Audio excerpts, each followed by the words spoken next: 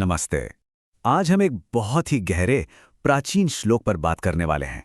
एक ऐसा श्लोक जो पूरे के पूरे ब्रह्मांड की तुलना एक बहुत ही साधारण सी, एक बहुत ही छोटी सी चीज से करता है, और वो चीज है पानी का एक बुलबुला। तो आज की हमारी चर्चा का रास्ता कुछ इस तरह रहेगा। पहले हम देखेंगे कि बुलबुले में ब्रह्मांड का मतलब क्या है, फिर सृष्टि के वो 3 खास कारण कौन से हैं, उनकी बात करेंगे। इसके बाद हम ब्रह्मांड की पूरी रूपरेखा को समझने की कोशिश करेंगे और देखेंगे कि हर चीज का जीवन चक्र कैसा होता है। और आखिर में एक बहुत ही दिलचस्प विचार है, एक दार्शनिक का मछली घर, उस पर आकर अपनी बात पूरी करेंगे।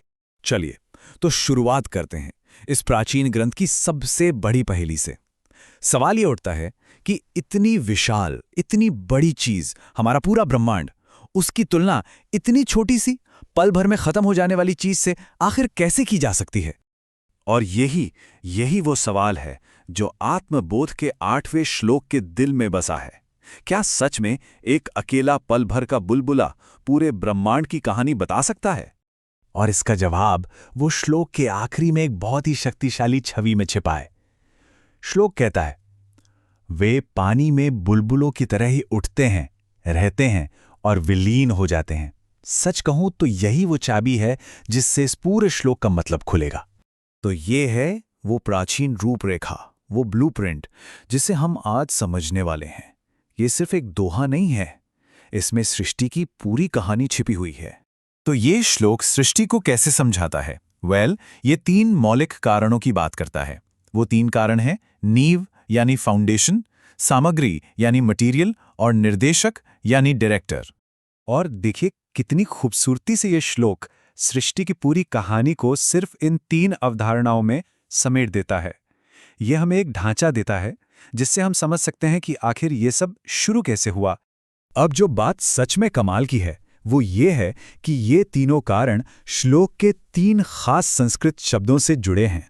पहला शब्द है अखिलाधारे, जो आधार की बात करता है। दूसरा है उपादाने, जो उपादान कारण यानी मटीरियल कॉज को बताता है। और तीसरा है परमेश्वरे, जो निमित्त कारण यानी एफिशिएंट कॉज को दिखाता है। हर शब्द मानो हकीकत की एक नई परत खोलता है। तो अब जब हमारे पास ये ढांचा है, तो चलिए सृष्टि की इस कहानी के जो मुख्य किरदार हैं उनसे मिलते हैं। सबसे पहले हैं ब्रह्म यानी वो परम सत्य, वो परम वास्तविकता जिस पर सब कुछ टिका हुआ है। जैसे श्लोक में अखिलाधारे शब्द आया था, ब्रह्म ही वो अंतिम सहारा है। इसके बाद आती है माया को समझिए एक रचनात्मक शक्ति, एक भ्रामक शक्ति जो इस पूरे ब्रह्मांड को दिखाती है। और यही माया उन 5 तत्वों का स्रोत है जिनसे सब कुछ बना है, मतलब जो उपादान कारण है। और आखिर में है ईश्वर मतलब परमात्मा का वो रूप जो सृष्टि करता है, जो इस पूरे विश्व के नाटक का, कह सकते हैं, मास्टर ऑफ सेरेमनी है। वही है निमित्त कारण। और ये जो सृष्टि है ये कोई छोटी मोटी नहीं है। इसमें अनगिनत लोक हैं जिन्हें समझने की आसानी के लिए 14 लोकों या तलों में बांटा गया है। इसमें सबसे ऊंचे सूक्ष्म लोकों से लेकर सबसे नीचे के स्थूल लोक तक सब शामिल है।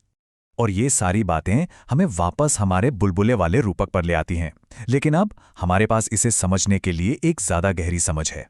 तो ये जो 14 लोक हैं, ये सब के सब ठीक बुलबुलों की तरह ही एक बहुत ही सरल 3 चरण वाले जीवन चक्र का पालन करते हैं। पहला सर्ग, मतलब वो पैदा होते हैं।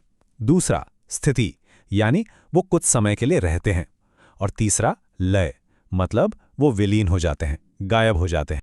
कभी पानी में बुलबुलों को ध्यान से देखा है?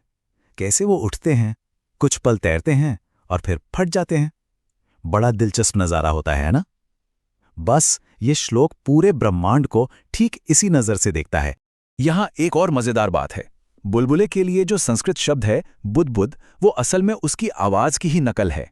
ये एक भाषाई विशेषता है जिसे ओनोमेटोपिया कहते हैं। जैसे अंग्रेजी में मधुमक्खियों के लिए बज़ या दरवाजे के लिए बैंग होता है, वैसे ही यहाँ बुदबुद है। कितना कमाल का है! तो अब बड़ा सवाल ये है कि आखिर इस पूरी तुलना का, ब्रह्मांड की तुलना एक इतने नाजुक बुलबुले से करने का दार्शनिक मतलब क्या है? इससे हमें क्या समझना है? मतलब ये है कि ये उपमा दुनिया के क्षणिक और भ्रामक स्वभाव के बारे में एक बहुत ही शक्तिशाली बयान देती है कि इस दुनिया की कीमत पानी में हवा के बुलबुलों के फटने से ज्यादा कुछ नहीं है। ऐसा लगता है जैसे कवि शंकराचार्य जी ब्रह्मांड की इस सारी शानो शौकत को देखकर मुस्कुरा रहे हों और कह रहे हों, यहाँ तुम्हारी सारी महिमा के बारे में मैं यही सोचता हूं, तुम सब सिर्फ बुलबुले हो और कुछ नहीं। वो इसे खूबसूरत तो मानते हैं, पर जानते हैं कि ये सब पल भर का है। और ये सोच हमें एक बहुत ही हैरान कर देने वाली अंतिम छवि की तरफ ले जाती है। सोचिए, एक महान दार्शनिक जो इस पूरी दुनिया को, इस शानदार विश्व नाटक को ऐसे देख रहा है मानो ये कोई बहुत बड़ा सा एक्वेरियम हो। और यहीं पर ये प्राचीन श्लोक हमें एक आखिरी सोचने पर मजबूर कर देने वाले सवाल के साथ छोड़ देता है। सवाल ये है कि हम किस बैल्कनी से शानदार विश्व नाटक को देख रहे हैं? हमारा नज़रिया क्या है?